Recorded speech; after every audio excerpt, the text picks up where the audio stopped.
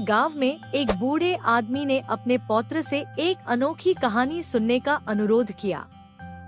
वह कहानी थी अनमोल गुफ्तगू।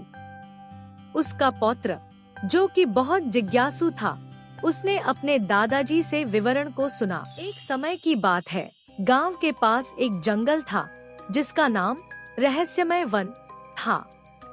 लोग कहते थे कि वहाँ एक अजीब महल है जिसमें बहुत सारे रहस्य छिपे हुए हैं। एक दिन गांव के एक लड़के ने उस जंगल में चलने का निर्णय किया।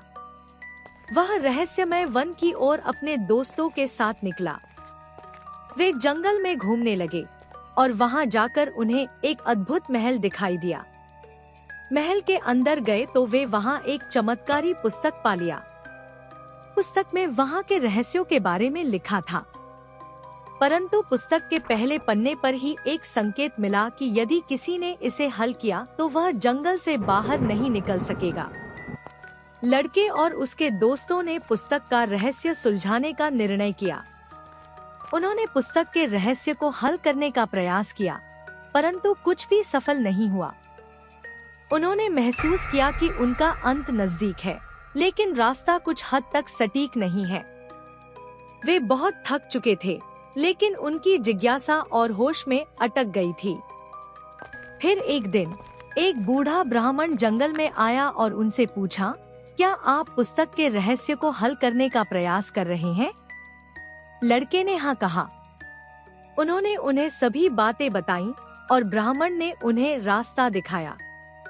ब्राह्मण ने उन्हें समझाया कि रहस्य का समाधान उनके अंदर ही है और वे उसे खोजने की कोशिश करने के बजाय उसे अपनी आत्मा के साथ मिलवाने का प्रयास करें।